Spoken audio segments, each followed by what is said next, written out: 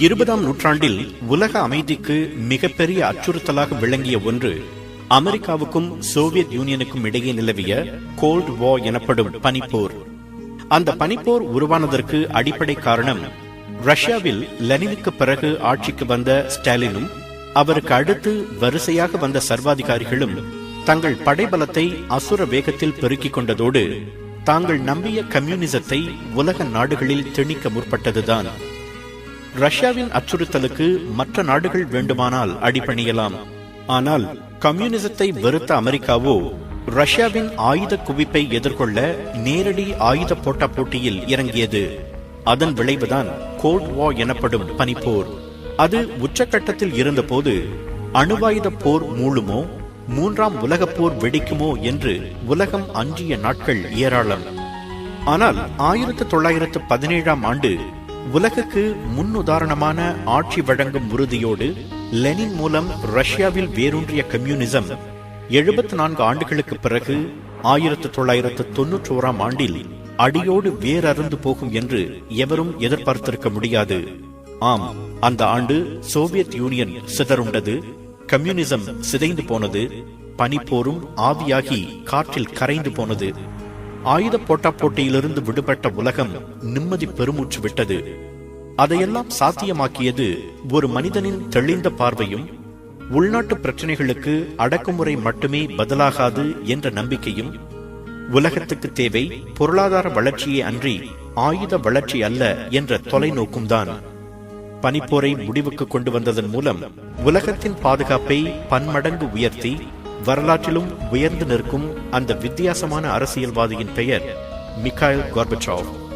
1931ஆம் ஆண்டு தெற்கு ரஷ்யாவின் ஸ்டாவ்ரோபோல் வட்டாரத்தில் உள்ள பிரிப்னோ என்னும் கிராமத்தில் பிறந்தார் கோர்பச்சோவ்.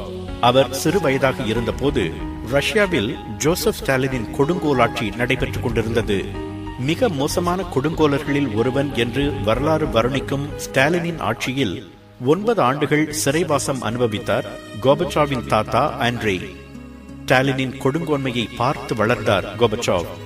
பள்ளியில் சிறந்து விளங்கிய அவர் தனது 15வது வயதிலேயே காம்சோமால் எனப்படும் இளையர் கம்யூனிஸ்ட் லீகில் சேர்ந்தார். 1950ஆம் ஆண்டில் மாஸ்கோ பல்கலைக்கழகத்தில் சேர்ந்து சட்டம் பயின்றார்.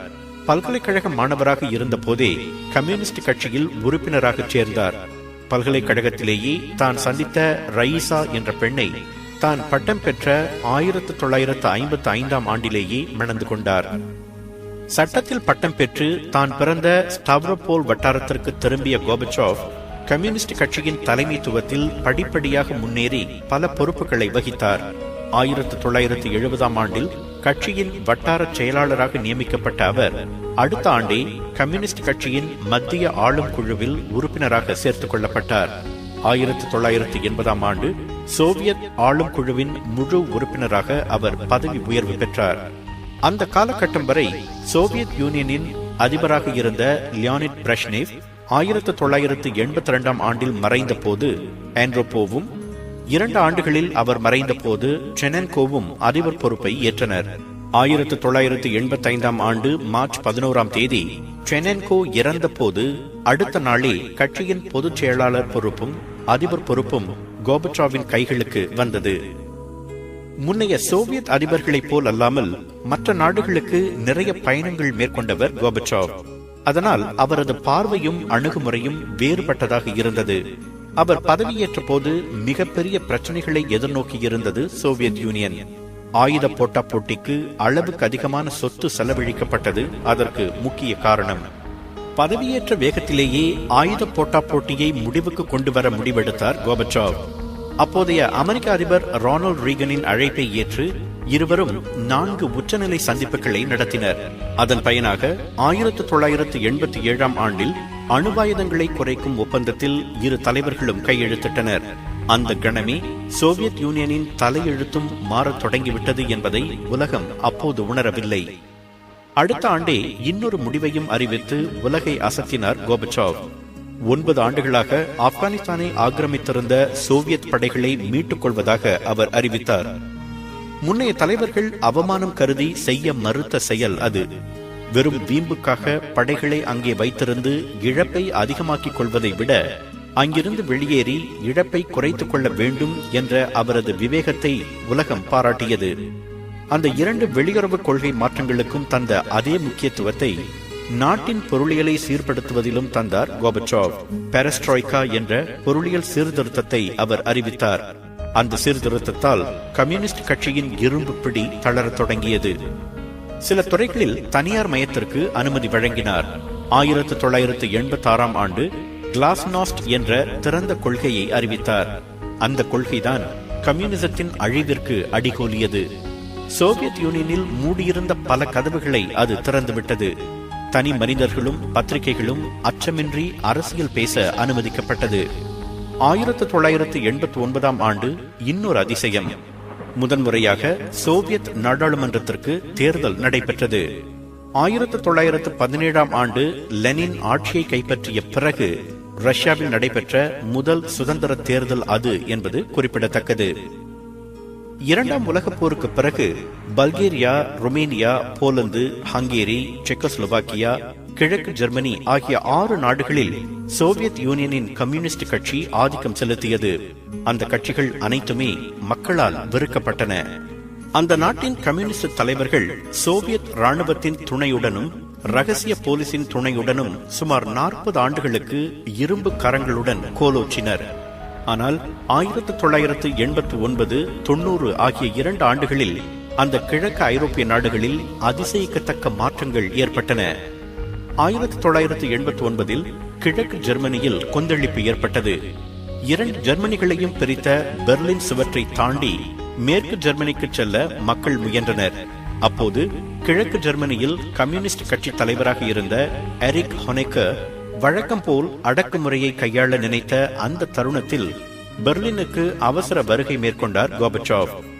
அடக்குமுறையை பயன்படுத்த வேண்டாம் என்று எச்சரித்ததோடு சீர்திருத்தத்தை விரைவில் தொடங்குமாறும் வலியுறுத்திய கோர்பச்சேவ் எந்த அடக்குமுறைக்கும் சோவியத் படைகள் பயன்படுத்தக்கூடாது என்றும் ஹொனெக்கரிடம் கூறினார். அப்போது 380,000 ரஷ்ய படைகள் கிழக்கு ஜெர்மனியில் இருந்தன.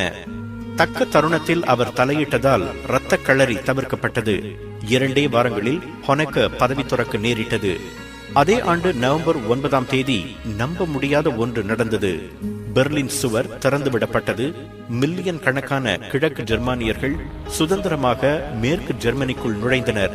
வரலாற்றில் ஒரு களங்கமாக இருந்த பெர்லின் சுவர் தகர்க்கப்பட்டது.